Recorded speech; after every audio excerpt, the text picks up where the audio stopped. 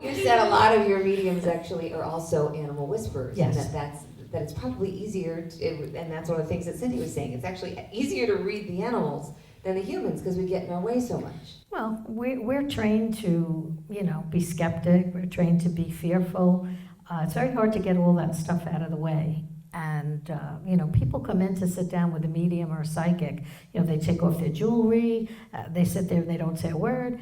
It doesn't work that way. This is not reading people's minds. It's intuition. It's information and thoughts and feelings that are coming through. You all have this ability. Every one of you has intuition. You don't have to be a psychic, a healer, or a medium. You just need to use it for yourself. Everybody could use this to help direct them to make better choices in their life and to help family members, better decisions. So again, they come in, they sit down, and then they stonewall them. And that's not going to get you anywhere because that's not how people read. Yeah.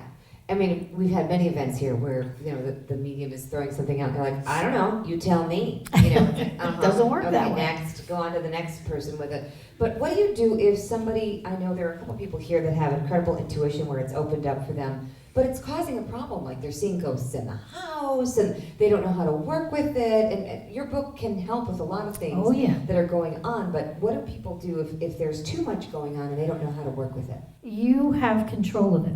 They don't have control of you, but you don't know that unless somebody tells you.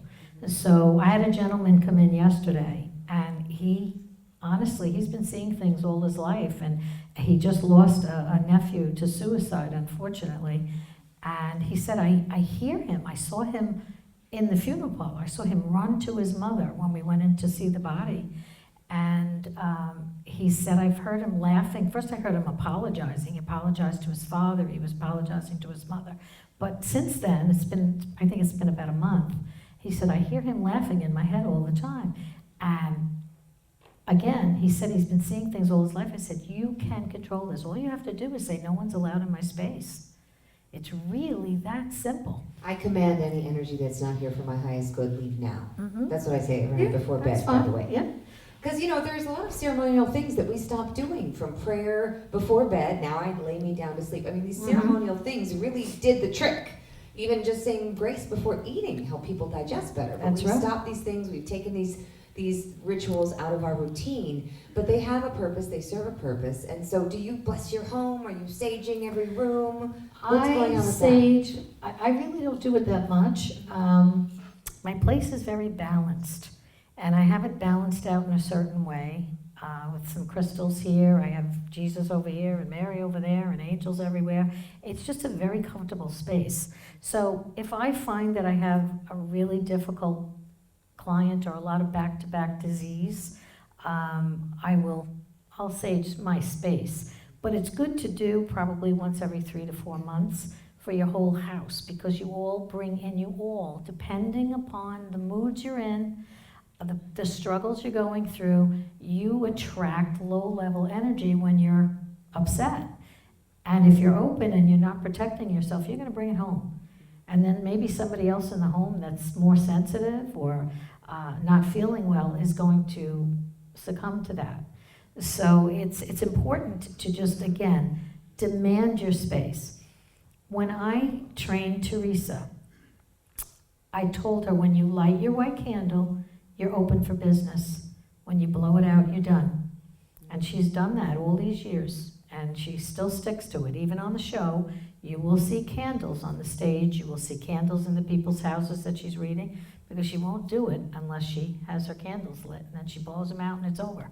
Have you seen, I know we've talked about this candidly, but there are some times when mediums get in their own way and they start getting into their own head and they start thinking it's coming from them, not through them. And I know that as a practice of teaching these people, you kind of knock them back down to planet Earth, don't you? Well, we kick the ego to the curb. It's not allowed in my space. Right. And everybody in my class, I tell them, do not look to the right, do not look to the left, because no one is like you. Each person and every one of you have your own blueprint. You're like snowflakes. There's nobody like you. No one can think like you can. No one can breathe like you can. you're all unique. So are they. And I actually trained my sister that way. She's a medium and a very good one. But in the beginning, she didn't trust. And so many of my students, including Teresa, all of them, they all at some point in time tell me, am I making this up? Is this real? Am I crazy? You know, now I think I said this the last time, one of my mediums sends me emojis, and they're like, blah, blah, blah. Every time she's ready to go do a group, I'm like, are we gonna stop this? You know, she's got a She's got a 5-year waiting list. I would think that she should be over it, but this is what happens. And when it used to happen to Teresa, she'd be on her way to a group, and I'd get a phone call, I'm gonna throw up, I'm gonna have diarrhea, and I'm like, no, you're not. It's not you, it's energy. You're feeling the energy of the people who are waiting to go see their relatives. That's all. And when you get to the venue, just look through the curtain and figure out who it belongs to, and it'll stop. And it always did. People hate calling me because they always have to say, you were right, you were right, you were right. I can't help it. I've been doing this for a long time, and if you follow the rules, it works. And so with my sister, she just doubted herself, and she left the class. And she stayed away for a while, and then she came back. And we went through it again, and she left the class. She started right from the beginning, and she said, I don't know, I'm not getting it as fast as the other people are. I said, because you're different, and it'll come when it's supposed to come. So, and it doesn't have to be a contest about how fast it comes. No, it's not supposed to be a contest. It's not supposed to have any ego in the spiritual world. Unfortunately, there's way too much. And so I waited, and then one day, and this is a true story, I was doing a psychic fair. And right before the fair... And the fair, by the way, is when you rent out a place in a hotel. Yes. And there's dozens of psychics. I have 30 mediums. 30 mediums. And people come in and you pay, and it's like, is it like a buzzer goes off? Every it's like 15 minutes. Speed dating. Every 15 minutes. Okay, got it. They read for 4 hours, and they read 15 reads. I only give them one 15-minute break. I'm a very tough boss. That's all they get. I said, eat before, because you only get one break. And if you go over time, you're out of luck, because you're not eating and you're not going to the bathroom. So that's it. So pay attention when the buzzer goes off. Yeah. And so we were in the class, and one of the students called me that morning, and she said, we had a loss. My best friend's daughter died under mysterious circumstances. Could I ask the question in the class? I said, let me ask it, because I want it to be pure. I don't want to give them any information. I want them to give it to me. So she was quiet. There were 20 women in the room. And so I put out the question very carefully, and I let them go. And I give them a couple of minutes to read. So I started this way, and there was about 10 people up this way, and they're all very good. So they gave information, and then my sister was straight ahead of me, and then there were more women coming all the way around. So when it got to her, she gave her information, and then she hesitated. And she said, but I'm getting her as a blonde. Now all the other women, and they were really good mediums, they all picked up a brunette. So when she said that, I knew she was ready, because she went against what everybody else said. She had the courage finally to step up and say what she was really seeing. So now I force her into a psychic fair. I said, it's time. She goes, no, it's not. I said, yes, it is. You're going, and this is it. It's time. I know. So 25 mediums in that. It was my second fair. So 25 mediums were there, and there was about 250 people at the door. And the people come in and they look at the flyers and they pick who they want to go to. So I'm busy registering people, and I'm not really paying attention. And I see a man walking towards my sister, and she's way down there. And he's walking toward her, and I recognize him. He lost his daughter in a triple homicide on her 21st birthday. And his daughter's name was the same as my sister's. So he picked up the flyer because it said her name. And my stomach sunk. I said, oh my God, what did I do to my sister? Because I knew this was going to be heavy. And she nailed it. I mean, the daughter came through, the best friend who was killed came through, and the fellow who shot them came through. She pushed him right out because the man didn't want to hear anything from him. And so she had him step aside. But he never forgot it. This is years ago. And I ran into him this past February at a wedding, and he said it just changed everything for him. And he came away sobbing, but it was sobbing because it was, he was hearing from his child and it was all real. So He needed to know it was okay. he needed to know it was okay. And my sister also needed it. I mean, it was a big test, and I felt bad, but she did a great job, and she's been doing a great job ever since. So. Well, Pat recently told the story of the angel wings on my radio show. If you haven't tuned in, please listen to WLS AM 890, 10 p.m. to midnight. It's the Jen Weigel Show. Tonight it's recorded for very obvious reasons, but Monday through Friday is when I'm having people like Pat and all sorts of different conversations on the air. I had Conchetta Bertoldi, who's the medium who wrote the best-selling book, Do Dead People Watch You Shower? And her latest book is Kissed a Ghost, and I liked it. That's her latest book.